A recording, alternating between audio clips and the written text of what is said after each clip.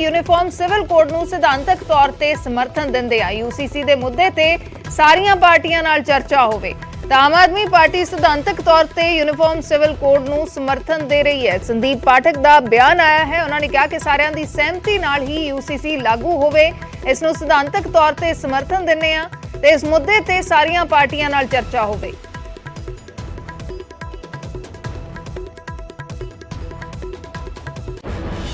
सैद्धांतिक रूप से हम इसके समर्थन में हैं। आर्टिकल 44 भी इसका समर्थन करती है कि देश में यूसीसी होनी चाहिए, लेकिन चूंकि यह मुद्दा ऐसा है जिसमें कि सभी धर्म संप्रदाय से जुड़ा हुआ है, इसलिए हम ये चाहते हैं कि इस मुद्दे के लिए वाइडर कंसल्टेशन हो, लार्ज स्केल पर बातचीत हो, सभी धर्म से, सभी संप्रदाय से, सभी राजनीतिक दलों से। कुछ मुद्दे ऐसे होते हैं जो आने वाले समय पर आप रिवर्स नहीं कर सकते, कुछ मुद्दे ऐसे होते हैं जो देश के लिए बहुत मूलभूत होते हैं। ऐसे मूलभूत मुद्दों पर अथॉरिटेरियन तरीके से जाना वो ठीक नहीं होगा, तो वाइडर कंसल्टेशन की जरूरत है। सबसे बातचीत करके कंसेंसस बिल्ड करनी चाहिए, इस पर यह हमारा मानना है। पार्टी के समर्थन में अगर सबसे बातचीत करके इसे लागू किया जाता है, हम सैद्धांतिक रूप से इसके समर्थन में हैं, लेकिन इसके एग्जीक्यूशन या इसको इम्प्लीमेंट करने का तरीका कंसेंसस है।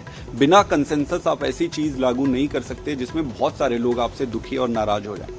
देखिए, सैद्धांतिक रूप से हम इसके समर्थन में हैं। आर्टिकल 44 भी इसका समर्थन करती है कि देश में यूसीसी होनी चाहिए, लेकिन चूंकि यह मुद्दा ऐसा है जिसमें कि सभी धर्म संप्रदाय से जुड़ा हुआ है, इसलिए हम ये चाहते हैं कि इस मुद्दे के लिए वाइडर कंसल्टेशन हो, लार्ज स्केल पर बातचीत हो, सभी धर्म से, सभी संप्रदाय से, सभी राजनीतिक दलों से। कुछ मुद्दे ऐसे होते हैं जो आने वाले समय पर आप रिवर्स नहीं कर सकते, कुछ मुद्दे ऐसे होते हैं जो देश के लिए बहुत मूलभूत होते हैं। ऐसे मूलभूत मुद्दों पर अथॉरिटेरियन तरीके से जाना वो ठीक नहीं होगा, तो वाइडर कंसल्टेशन की जरूरत है। सबसे बातचीत करके कंसेंसस बिल्ड करनी चाहिए, इस पर यह हमारा मानना है। इसमें पार्टी के समर्थन में अगर सबसे बातचीत करके इसे लागू किया जाता है, हम सैद्धांतिक रूप से इसके समर्थन में हैं, लेकिन इसके एग्जीक्यूशन या इसको इम्प्लीमेंट करने का तरीका कंसेंसस है। बिना कंसेंसस आप ऐसी चीज लागू नहीं कर सकते जिसमें बहुत सारे लोग आपसे दुखी और नाराज हो जाएं। पार्टी के समर्थन में अगर सबसे बातचीत करके इसे लागू किया जाता है, हम सैद्धांतिक रूप से इसके समर्थन में हैं, लेकिन इसके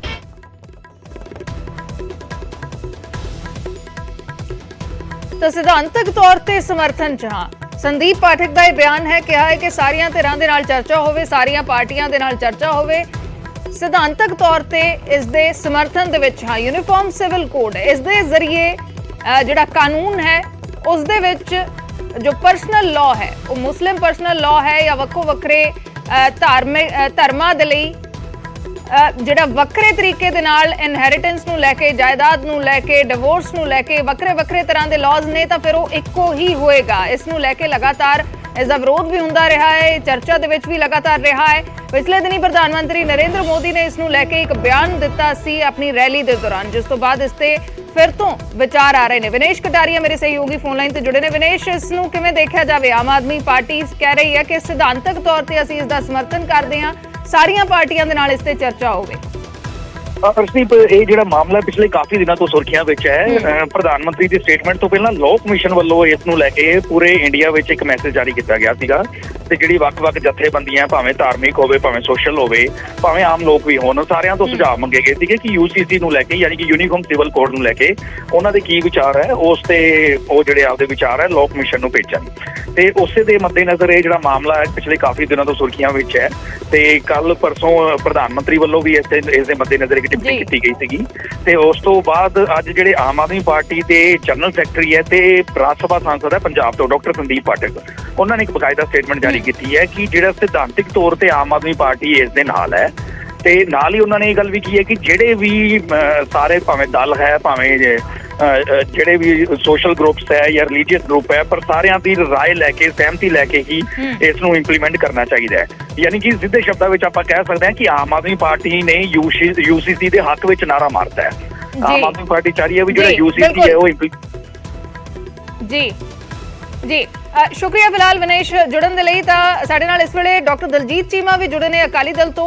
ਡਾਕਟਰ ਚੀਮਾ, ਸਵਾਗਤ ਹੈ ਨਿਊਜ਼ 18 ਪੰਜਾਬ ਤੇ। ਆਮ ਆਦਮੀ ਪਾਰਟੀ ਦਾ ਬਿਆਨ ਆਇਆ ਹੈ। ਸੰਦੀਪ ਪਾਠਕ ਜੋ ਪੰਜਾਬ ਤੋਂ ਰਾਜ ਸਭਾ ਸਾਂਸਦ ਵੀ ਨੇ, ਉਹ ਕਹਿ ਰਹੇ ਨੇ ਕਿ ਸਿਧਾਂਤਕ ਤੌਰ ਤੇ ਅਸੀਂ UCC ਦਾ ਯੂਨੀਫਾਰਮ ਸਿਵਲ ਕੋਡ ਦਾ ਸਮਰਥਨ ਕਰਦੇ ਹਾਂ, ਲੇਕਿਨ ਨਾਲ ਹੀ ਉਹ ਇਹ ਵੀ ਕਹਿ ਰਹੇ ਨੇ ਕਿ ਇਸ ਨੂੰ ਲੈ ਕੇ ਸਾਰੀਆਂ ਧਿਰਾਂ ਦੀ ਸਹਿਮਤੀ ਲਈ ਜਾਵੇ, ਸਾਰੀਆਂ ਧਿਰਾਂ ਨਾਲ ਚਰਚਾ ਹੋਵੇ। ਇਸ ਨੂੰ ਕਿਵੇਂ ਦੇਖ ਰਹੇ ਹੋ ਤੁਸੀਂ?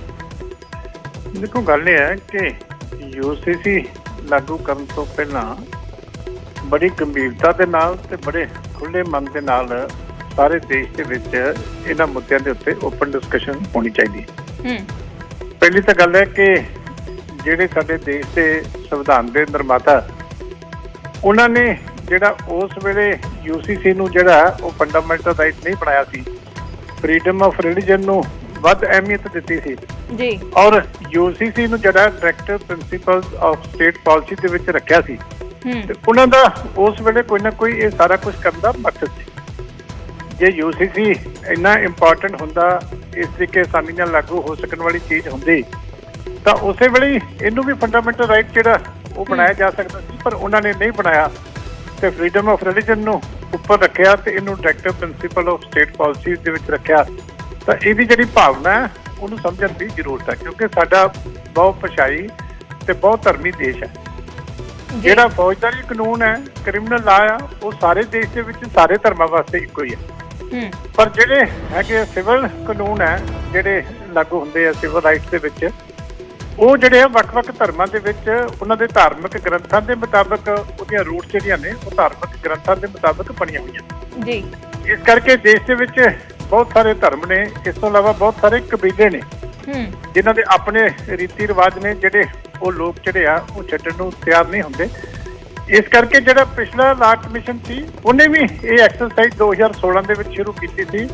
75,000 ਤੋਂ ਵੱਧ ਰਿਪਰੈਜ਼ੈਂਟੇਸ਼ਨਾਂ ਉਹਨਾਂ ਕੋਲ ਵੀ ਉਸ ਵੇਲੇ ਆਈਆਂ ਸੀ, ਔਰ ਉਹਦੀ ਜਿਹੜੀ ਫਾਈਂਡਿੰਗ ਸੀ 21ਵੇਂ ਲਾ ਕਮਿਸ਼ਨ ਦੀ ਕਿ ਇਹ ਨਾ ਡਿਜ਼ਾਇਰੇਬਲ ਹੈ, ਨਾ ਇਹ ਪੋਸੀਬਲ ਹੈ।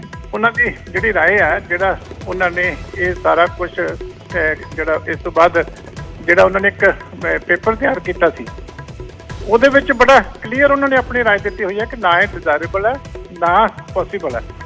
ਇਸ ਕਰਕੇ ਉਹਨਾਂ ਦੀ ਜਿਹੜੀ ਰਾਏ ਸੀ ਕਿ ਜੇ ਕਿਤੇ ਵੀ ਕੋਈ ਪਰਸਨਲ ਕਾਨੂੰਨ ਕਿਸੇ ਧਰਮ ਦੇ ਵਿੱਚ ਇਹੋ ਜਿਹਾ ਕਿ ਜਿਹੜਾ ਜੈਂਡਰ ਨੂੰ ਲੈ ਕੇ ਔਰਤਾਂ ਦੇ ਵਿੱਚ ਮਰਦਾਂ ਦੇ ਵਿੱਚ ਕੋਈ ਫਰਕ ਹੈ, ਤਾਂ ਉਹ ਜਿਹਾ ਇੰਡੀਵਿਜੂਅਲ ਲਾ ਜਿਹੜਾ ਉਹਦੇ ਵਿੱਚ ਕੋਈ ਸੋਧ ਕਰਦੀ ਜਾਵੇ ਤਾਂ ਉਹ ਗੱਲ ਅਲੱਗ ਹੈ। ਲੇਕਿਨ ਐਜ਼ ਸੱਚ ਜੇ ਤੁਸੀਂ ਕਹੋਗੇ ਕਿ ਸਾਰਿਆਂ ਦੇ ਉੱਤੇ ਇੱਕੋ ਜਿਹੜਾ ਕਾਨੂੰਨ ਲਾਗੂ ਹੋ ਜੇ, ਤੇ ਉਹਦੇ ਨਾਲ ਦੇਸ਼ ਦੇ ਵਿੱਚ ਹਾਲਾਤ ਜਿਹੜੇ ਆ ਉਹ ਖਰਾਬ ਹੋਣਗੇ, ਟੈਨਸ਼ਨ ਹੋਏਗੀ। ਡਾਕਟਰ ਜੀ, ਇਸ ਨੂੰ ਲੈ ਕੇ ਵਾਰ-ਵਾਰ ਤਰਕ ਦਿੱਤੇ ਜਾਂਦੇ ਨੇ ਕਿ ਕਨਸਟੀਟਿਊਸ਼ਨ ਦੇ ਵਿੱਚ ਵੀ ਪਾਇਆ ਗਿਆ, ਇਸ ਕਰਕੇ ਅਜੇ ਤੱਕ ਲਾਗੂ ਨਹੀਂ ਹੋਣਾ। ਇਹ ਆਪਣੇ ਆਪ ਦੇ ਵਿੱਚ ਸਵਾਲ ਹੈ। ਇਹ ਵੀ ਕਿਹਾ ਜਾਂਦਾ ਕਿ ਸੁਪਰੀਮ ਕੋਰਟ ਕਈ ਵਾਰ ਕਹਿ ਚੁੱਕਿਆ ਹੈ ਕਿ ਇਸ ਨੂੰ ਲਾਗੂ ਕਰੋ। ਨਹੀਂ, ਦੇਖੋ, ਕਨਸਟੀਟਿਊਸ਼ਨ ਦੇ ਵਿੱਚ ਆਰਟੀਕਲ 4 ਦੇ ਵਿੱਚ ਆ, ਆਰਟੀਕਲ 4 ਦੇ ਵਿੱਚ ਜਿਹੜੇ directive principal of state policy ਹੁੰਦੇ ਆ, ਉਹਨਾਂ ਨੂੰ ਕਿਸੇ ਵੀ ਤੁਸੀਂ ਅਦਾਲਤ ਦੇ ਰਾਹੀਂ ਲਾਗੂ ਨਹੀਂ ਕਰ ਸਕਦੇ।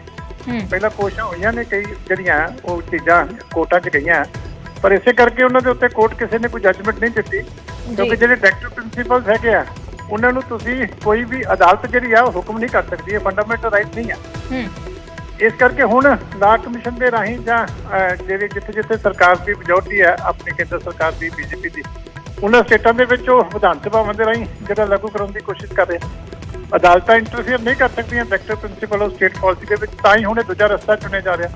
ਪਰ ਇਸ ਤਰ੍ਹਾਂ ਦੀ ਕਾਹਲੀ ਜਲਦਬਾਜ਼ੀ ਜਿਹੜੀ ਹੈ ਨਹੀਂ ਕਰਨੀ ਚਾਹੀਦੀ, ਕਿਉਂਕਿ ਵੱਖ-ਵੱਖ ਧਰਮਾਂ ਦੇ ਲੋਕ ਨੇ, ਵੱਖ-ਵੱਖ ਭਾਸ਼ਾਵਾਂ ਨੇ, ਵੱਖ-ਵੱਖ ਕਬੀਲੇ ਨੇ ਦੇਸ਼ ਦੇ ਵਿੱਚ, ਇੱਕ ਸਾਰਾ ਸਾਂਝਾ ਗੁਲਦਸਤਾ ਬਣਿਆ ਹੋਇਆ। ਇਸ ਕਰਕੇ ਜਿੱਥੇ ਵੀ ਪਰਸਨਲ ਲਾ ਜਿਹੜਾ ਹੈਗਾ, ਜਿੱਥੇ ਉਹ ਕੋਈ ਡਿਸਕ੍ਰਿਮੀਨੇਸ਼ਨ ਕਰਦਾ ਸੋਸਾਇਟੀ ਦੇ ਵਿੱਚ, ਉਸ ਕਾਨੂੰਨ ਨੂੰ ਜਾਤੀ ਤੌਰ ਦੇ ਉੱਤੇ ਦੇਖ ਲੈਣਾ ਚਾਹੀਦਾ। ਸਾਰਾ ਐ ਸੱਚ ਜਿਹੜਾ ਹੈਗਾ ਸਾਰਿਆਂ ਨੂੰ ਇੱਕ ਸਾਰ ਇਹ ਹਾਲੇ ਸੰਭਵ ਨਹੀਂ ਹੋਏਗਾ। ਇਹਦੇ ਨਾਲ ਦੇਸ਼ ਦੇ ਵਿੱਚ ਬਹੁਤ ਸਾਰੇ ਖਿੱਤਿਆਂ ਦੇ ਵਿੱਚ ਹਾਲਾਤ ਜਿਹੜੇ ਆ ਉਹ ਟੈਂਸ ਹੋਣਗੇ। ਇਸ ਕਰਕੇ ਇਹਦੇ ਤੇ ਹਾਲੇ ਬੜੀ ਗੰਭੀਰਤਾ ਦੇ ਨਾਲ ਸਾਰਾ ਕੁਝ ਸੋਚ ਕੇ ਚੱਲਣ ਦੀ ਲੋੜ ਆ। ਜੀ ਸ਼ੁਕਰੀਆ ਡਾਕਟਰ ਚੀਮਾ ਜੁੜਨ ਦੇ ਲਈ। ਤਾਂ ਸ਼੍ਰੋਮਣੀ ਅਕਾਲੀ ਦਲ ਦੇ ਆਗੂ ਸਾਡੇ ਨਾਲ ਜੁੜੇ, ਜੋ ਕਹਿ ਰਹੇ ਨੇ ਕਿ ਬਹੁਤ ਸੋਚ ਸਮਝ ਕੇ ਸਾਰੀਆਂ ਧਿਰਾਂ ਨਾਲ, ਲੋਕਾਂ ਨਾਲ ਵਿਚਾਰ ਕਰਕੇ ਇਸ ਤੇ ਅੱਗੇ ਵਧਣ ਦੀ ਲੋੜ ਹੈ। ਇਹ ਫੈਸਲੇ ਕਾਹਲੀ ਦੇ ਵਿੱਚ ਨਾ ਲਏ ਜਾਣ। ਯੂਨੀਫਾਰਮ ਸਿਵਲ ਕੋਡ ਨੂੰ ਆਮ ਆਦਮੀ ਪਾਰਟੀ ਸਿਧਾਂਤਕ ਤੌਰ ਤੇ ਸਮਰਥਨ ਦੇ ਰਹੀ ਹੈ, ਲੇਕਿਨ ਨਾਲ ਇਹ ਵੀ ਕਿਹਾ ਜਾ ਰਿਹਾ ਹੈ ਕਿ ਸਾਰੀਆਂ ਧਿਰਾਂ ਦੇ ਨਾਲ ਇਸ ਨੂੰ ਲੈ ਕੇ ਚਰਚਾ ਹੋਵੇ।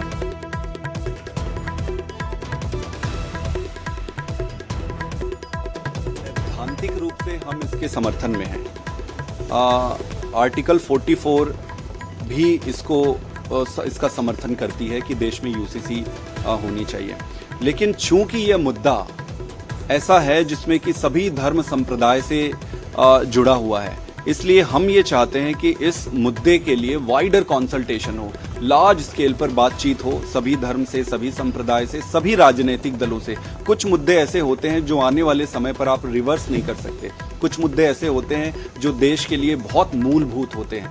ऐसे मूलभूत मुद्दों पर अथॉरिटेरियन तरीके से जाना वो ठीक नहीं होगा। तो वाइडर कंसल्टेशन की जरूरत है, सबसे बातचीत करके कंसेंसस बिल्ड करनी चाहिए इस पर, यह हमारा मानना है। इसमें दी पार्टी के समर्थन में अगर सबसे बातचीत करके इसे लागू किया जाता है? हम सैद्धांतिक रूप से इसके समर्थन में है, लेकिन इसके एग्जीक्यूशन या इसको इम्प्लीमेंट करने का तरीका कंसेंसस है।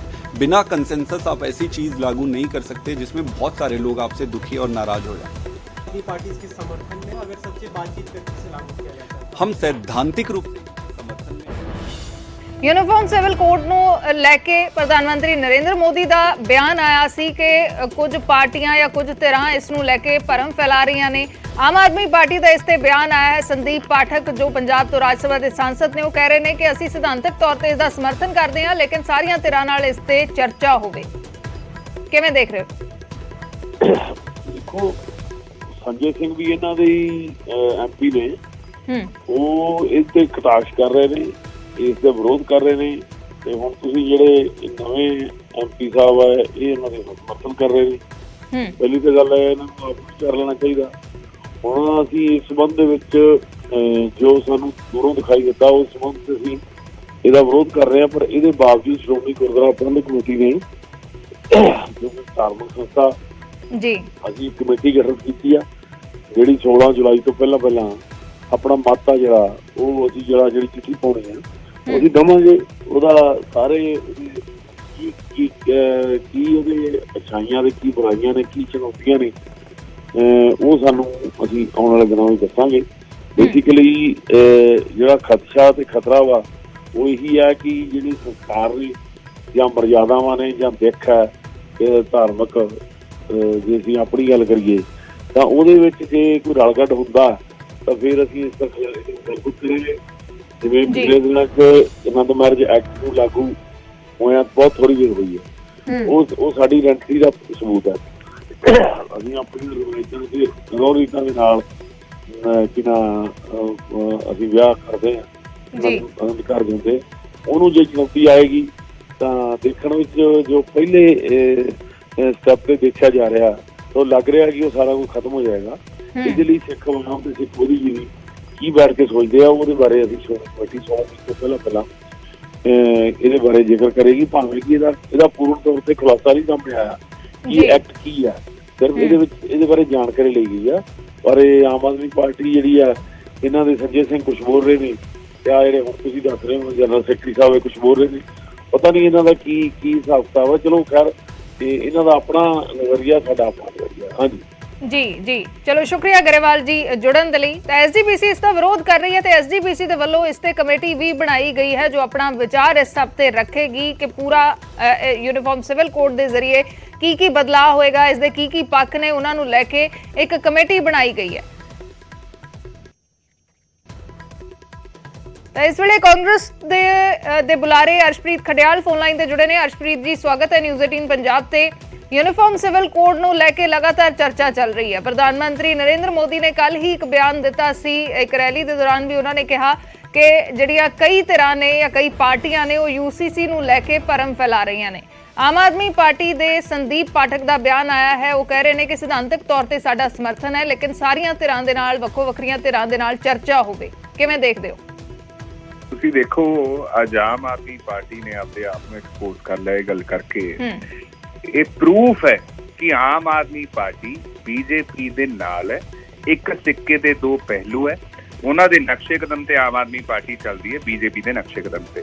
ਦੂਜੀ ਗੱਲ ਇਹ ਸਮਝਿਆ ਜਾਣਾ ਚਾਹੀਦਾ ਹੈ ਕਿ ਇਹਨੂੰ ਕਰਨ ਦੀ ਕੋਸ਼ਿਸ਼ ਕਿਉਂ ਆਮ ਆਦਮੀ ਪਾਰਟੀ ਇਹ ਗੱਲ ਹੀ ਤੋੜ ਰਹੀ ਹੈ। ਉਹਦੇ ਪਿੱਛੇ ਕਾਰਨ ਹੈ ਕਿ ਆਮ ਆਦਮੀ ਪਾਰਟੀ ਚਾਹੁੰਦੀ ਹੈ ਇਹਨਾਂ ਦੇ ਫੇਲੀਅਰਸ ਤੋਂ, ਇਹਨਾਂ ਦੇ ਬਲੰਡਰਸ ਤੋਂ ਧਿਆਨ ਹਟ ਕੇ ਹੋਰ ਮੁੱਦੇ ਤੇ ਲੋਕਾਂ ਦਾ ਧਿਆਨ ਹੋ ਜੇ। ਉਹ ਧਿਆਨ ਅਸੀਂ ਆਕਰਸ਼ਿਤ ਹੋਣ ਨਹੀਂ ਦੇਵਾਂਗੇ। ਜਿਹੜੇ ਮੁੱਦੇ ਹੈ ਉਹਨਾਂ ਦੀ ਗੱਲ ਹੋਊਗੀ। ਤੀਜੀ ਗੱਲ ਇਹ ਹੈ ਕਿ ਆਮ ਆਦਮੀ ਪਾਰਟੀ ਸਾਨੂੰ ਦੋ ਤਿੰਨ ਚੀਜ਼ਾਂ ਦੱਸੇ ਜੇ ਆ ਸਟੈਂਡ ਉਹਨਾਂ ਨੇ ਬਰਕਰਾਰ ਰੱਖਣਾ ਹੈ ਕਿ ਪਰਸਨਲ ਲਾਜ਼ ਫਿਰ ਕਿੱਥੇ ਜਾਣਗੇ ਜੀ ਜੇ ਯੂਨੀਫਾਰਮ ਸਿਵਲ ਕੋਡ ਹੋਊਗਾ। ਇਹ ਗੱਲਾਂ ਕਰਦੇ ਆ ਵੀ ਇਹ ਡਾਇਰੈਕਟਿਵ ਪ੍ਰਿੰਸੀਪਲ ਹੈ ਵੀ ਸਟੇਟ ਸ਼ੈਲ ਐਸਪਾਇਰ, ਲੇਕਿਨ ਆਮ ਆਦਮੀ ਪਾਰਟੀ ਨੂੰ ਇਹ ਗੱਲ ਦਾ ਨਹੀਂ ਪਤਾ ਕਿ ਡਾਇਰੈਕਟਿਵ ਪ੍ਰਿੰਸੀਪਲਸ ਐਨਫੋਰਸੇਬਲ ਨਹੀਂ ਹੁੰਦੇ ਡਾਇਰੈਕਟਿਵ ਪ੍ਰਿੰਸੀਪਲ। ਸੋ ਦੇਅਰਫੋਰ ਜਦੋਂ ਯੂਨੀਫਾਰਮ ਸਿਵਲ ਕੋਡ ਦੀ ਗੱਲ ਹੁੰਦੀ ਹੈ ਲੋਕਾਂ ਦਾ ਆਰਟੀਕਲ 25 ਜੋ ਇੱਕ ਫੰਡਾਮੈਂਟਲ ਰਾਈਟ ਹੈ ਉਹ ਵਾਇਲੇਟ ਹੁੰਦਾ ਹੈ। ਦੂਜੀ ਗੱਲ ਕੀ ਹੈ, ਲਾਅ ਕਮਿਸ਼ਨ ਦੀ ਰਿਪੋਰਟ ਸੀਗੀ ਥੋੜੇ ਟਾਈਮ ਪਹਿਲਾਂ ਹੀ ਜਿਹੜੀ ਆਈ ਸੀ ਯੂਨੀਫਾਰਮ ਸਿਵਲ ਕੋਡ ਨੂੰ ਲੈ ਕੇ, ਉਹਨੇ ਕਿਹਾ ਕਿ ਇੰਪਲੀਮੈਂਟ ਨਹੀਂ ਕੀਤਾ ਜਾ ਸਕਦਾ ਯੂਨੀਫਾਰਮ ਸਿਵਲ ਕੋਡ ਇਸ ਵਕਤ। ਉਹਦੇ ਬਾਵਜੂਦ ਆਮ ਆਦਮੀ ਪਾਰਟੀ ਇਹ ਸਟੈਂਡ ਲੈ ਰਹੀ ਹੈ। ਬੀਜੇਪੀ ਨੇ ਤੁਸੀਂ ਦੇਖੋ ਥੋੜੇ ਟਾਈਮ ਪਹਿਲਾਂ ਹੀ ਮੋਦੀ ਸਾਹਿਬ ਨੇ ਗੱਲ ਕੀਤੀ ਸੀ ਯੂਨੀਫਾਰਮ ਸਿਵਲ ਕੋਡ ਦੀ, ਤੇ ਉਹ ਤੋਂ ਬਾਅਦ ਆਮ ਆਦਮੀ ਪਾਰਟੀ ਨੇ ਉਹਨਾਂ ਦੇ ਹੱਕ ਦੇ ਵਿੱਚ ਸਟੈਂਡ ਲੈ ਲਿਆ। ਫਿਰ ਆਮ ਆਦਮੀ ਪਾਰਟੀ ਸਾਨੂੰ ਇੰਨੀ ਗੱਲ ਦੱਸਦੇ ਵੀ ਆਪੋਜੀਸ਼ਨ ਯੂਨਿਟੀ ਮੀਟ ਦੇ ਵਿੱਚ ਆਉਣ ਦਾ ਫਾਇਦਾ ਕੀ ਹੈ, ਕਿ ਤੁਸੀਂ ਆਪੋਜੀਸ਼ਨ ਯੂਨਿਟੀ ਮੀਟ ਦੇ ਵਿੱਚ ਵੀ ਆਉਣੇ ਹੋ, ਫਿਰ ਤੁਸੀਂ ਪ੍ਰੈਸ ਕਾਨਫਰੰਸ ਵੀ ਨਹੀਂ ਅਟੈਂਡ ਕਰਦੇ, ਤੁਸੀਂ ਉਹਨੂੰ ਵੀ ਸੈਬੋਟਾਜ ਕਰਨ ਦੀ ਕੋਸ਼ਿਸ਼ ਕਰਦੇ ਹੋ, ਫਿਰ ਬੀਜੇਪੀ ਦੇ ਨਾਲ ਤੁਸੀਂ ਸਟੈਂਡ ਸਾਂਝਾ ਕਰਨ ਲੱਗ ਜਾਂਦੇ ਹੋ। ਸੋ ਆਮ ਆਦਮੀ ਪਾਰਟੀ ਨੂੰ ਅੱਜ ਲੋਕ ਦੇਖਣ, ਲੋਕ ਸਮਝਣ ਆਮ ਆਦਮੀ ਪਾਰਟੀ ਦੀ ਨੀਤੀ ਕੀ ਹੈ ਬੀਜੇਪੀ ਨੂੰ ਸਪੋਰਟ ਕਰਨ ਦੀ। ਆਰਟੀਕਲ 370 ਵਾਲੀ ਵੀ ਤੁਹਾਨੂੰ ਯਾਦ ਹੈ, ਆਮ ਆਦਮੀ ਪਾਰਟੀ ਨੇ ਬੀਜੇਪੀ ਦੇ ਹੱਕ ਦੇ ਵਿੱਚ ਹੀ ਸਟੈਂਡ ਲਿਆ ਸੀਗਾ, ਅਪੋਜ਼ ਨਹੀਂ ਕੀਤਾ ਆਰਟੀਕਲ 370 ਨੂੰ। ਦੂਜੀ ਗੱਲ ਦੇਖੋ, ਜਿਹੜੀ ਲੋਕਾਂ ਦੇ ਨਾ ਮੈਰਿਜਸ ਹੈ, ਹਿੰਦੂ ਮੈਰਿਜ ਹੋਰ ਪ੍ਰਕਾਰ ਨਾਲ ਹੁੰਦੀ ਹੈ, ਹਿੰਦੂ ਹੈ, ਬੁੱਧਿਸਟ ਹੈ, ਸਿੱਖ ਹੈ, ਜੈਨ ਹੈ, ਹਰੇਕ ਦੀ ਮੈਰਿਜ ਉਹਨਾਂ ਦੇ ਪਰਸਨਲ ਲਾਜ਼ ਦੇ ਹਿਸਾਬ ਨਾਲ ਗਵਰਨ ਹੁੰਦੀ ਹੈ। ਅਡਾਪਸ਼ਨ ਗਵਰਨ ਹੁੰਦੀ ਹੈ, ਸਕਸੈਸ਼ਨ ਗਵਰਨ ਹੁੰਦੀ ਹੈ, ਉਹਨਾਂ ਦੇ ਡਿਵੋਰਸ ਗਵਰਨ ਹੁੰਦੇ, ਉਹ ਸਾਰੇ ਇੱਕੋ ਲਾਅ ਦੇ ਹਿਸਾਬ ਨਾਲ ਦੱਸੋ ਕਿਵੇਂ ਹੋ ਜਾਣਗੇ। ਹੁਣ ਆਪਾਂ ਸਿੱਖ ਹੈ ਕਿ ਆਪਾਂ ਚਾਹਾਂਗੇ ਕਿ ਸਾਡੇ ਜਿਹੜੇ ਪਰਸਨਲ ਲਾਜ਼ ਹੈ ਉਹ ਹੋਰ ਕਿਸੇ ਵਾਂਗੂ ਹੋਣ, ਕੋਈ ਹਿੰਦੂ ਲਾਅ ਹੈ, ਕੋਈ ਹੋਰ ਇੱਕ ਯੂਨੀਫਾਰਮ ਸਿਵਲ ਕੋਡ ਹੋਊਗਾ, ਤੇ ਆਪਾਂ ਨਹੀਂ ਚਾਹਾਂਗੇ ਨਾ ਵੀ ਸਾਡੇ ਪਰਸਨਲ ਲਾਜ਼ ਨੂੰ ਪਰੇ ਕਰ ਦਿੱਤਾ ਜਾਵੇ, ਸਾਡੇ ਤੋਂ ਲਾਂਭਾ ਕਰ ਦਿੱਤਾ ਜਾਵੇ। Basically personal ਲਾਜ਼ are very important, ਉਹ ਸਾਡੀ ਪਲੂਰੈਲਿਟੀ ਨੂੰ, ਸਾਡੀ ਡਾਇਵਰਸਿਟੀ ਨੂੰ ਅੱਗੇ ਬੇਸਿਕਲੀ ਇਨਸ਼ੋਰ ਕਰਦੇ ਹੈ। ਤੇ ਆਮ ਆਦਮੀ ਪਾਰਟੀ ਉਹੀ ਪਲੂਰੈਲਿਟੀ, ਡਾਇਵਰਸਿਟੀ ਨੂੰ ਖਤਮ ਕਰਨ ਦੀ ਕੋਸ਼ਿਸ਼ ਕਰ ਰਹੀ ਹੈ, ਆਰਟੀਕਲ 25 ਨੂੰ ਵਾਇਲੇਟ ਕਰਨ ਦੀ ਕੋਸ਼ਿਸ਼ ਕਰ ਰਹੀ ਹੈ। ਉਮੀਦ ਹੈ ਆਮ ਆਦਮੀ ਪਾਰਟੀ ਪਹਿਲਾਂ ਸਮਝੂਗੀ ਯੂਨੀਫਾਰਮ ਸਿਵਲ ਕੋਡ ਹੈ ਕੀ, ਤੇ ਆਪਦਾ ਸਟੈਂਡ ਦਰੁਸਤ ਕਰੂਗੀ। ਜੀ ਸ਼ੁਕਰੀਆ ਕਟਿਆਲ ਜੀ ਜੁੜਨ ਦੇ ਲਈ। ਤਾਂ ਕਾਂਗਰਸ ਕਹਿ ਰਹੀ ਹੈ ਕਿ ਆਮ ਆਦਮੀ ਪਾਰਟੀ ਬੀਜੇਪੀ ਦੀ ਬੀ ਟੀਮ ਹੈ, ਇਹ ਸਾਬਤ ਕਰ ਦਿੱਤਾ ਹੈ ਇਸ ਬਿਆਨ ਨੇ। ਯੂਸੀਸੀ ਤੇ ਪ੍ਰਧਾਨ ਮੰਤਰੀ ਮੋਦੀ ਦਾ ਬਿਆਨ ਆਉਂਦਾ ਹੈ ਤੇ ਉਸ